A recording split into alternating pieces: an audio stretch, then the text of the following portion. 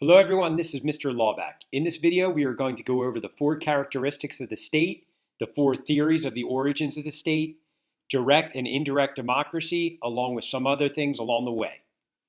First, let's talk about the characteristics of the state. Keep in mind that states are the main unit of government in the world today.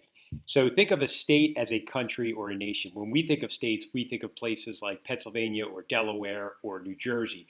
But in this case, the state is referring to a country, as in the United States is a state. There are more than 200 states or nations around the world. They vary greatly in size, population, and power and form of government. Every state in the world has four characteristics. First, population.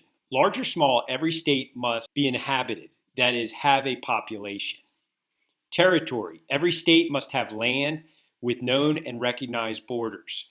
Some are small, like the Vatican City and San Marino, which are each only a couple of square miles in size.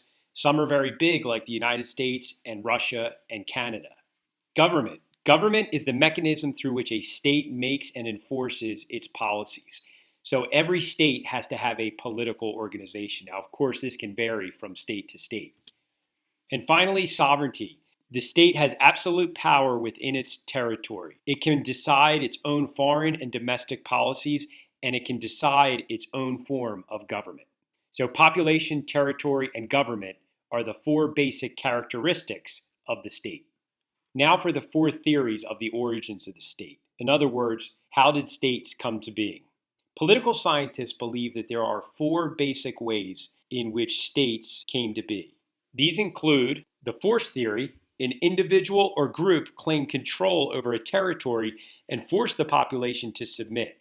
In this way, the state became sovereign, and those controlled the form of government. Think of conquerors.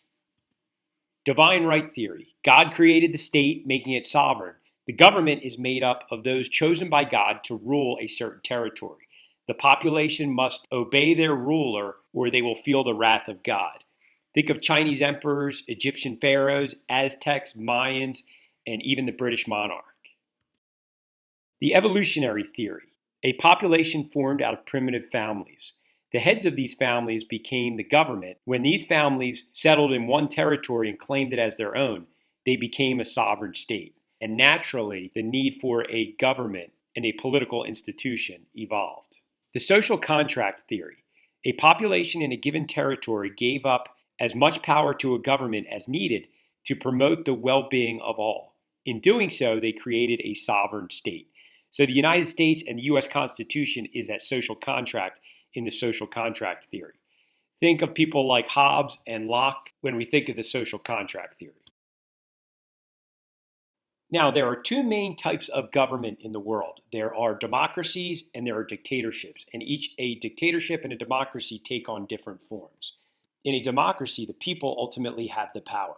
In a dictatorship, the ruling people or persons do not have to be accountable to the people. Dictatorships come in two basic forms: an autocracy, where there is one dictator, or an oligarchy, where there is a small group of dictators that rule over the citizens, and the citizens have absolutely no say.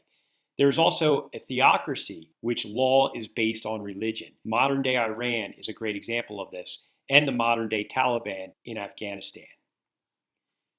Overall, modern democracies are influenced by ancient Greece, Rome, the Enlightenment, the U.S. Declaration of Independence, and of course, the Constitution. And you can think of the Founding Fathers when you think of American democracy in terms of its origins. So within the democracy category, there are two types of democracy. There's a direct and an indirect democracy. First, a direct democracy, also called a pure democracy. This is where the people themselves formulate public policy, and there are no elected representatives. This really only works in a small town and at the local level. Some New England towns still have a direct democracy form of government. As you can imagine, in a township as large as Lower Merion or a borough the size of Narberth, a direct democracy would be very difficult to manage. Now, the other type of democracy which the United States has considered is an indirect democracy. This is also referred to as a representative democracy. A group of persons chosen by the people formulates public policy. So in an indirect democracy or representative democracy, Officials are elected to carry out the day-to-day governing and the lawmaking. This is widely used at the national, state, and local levels in the United States. So in other words, we elect a president and we elect members of Congress that represent us. And at the state level, we elect a governor and a state legislature. And then at the local level, we elect commissioners, and Narberth has a board of council, and they also have an elected mayor. Lower Merion Township does not have a mayor.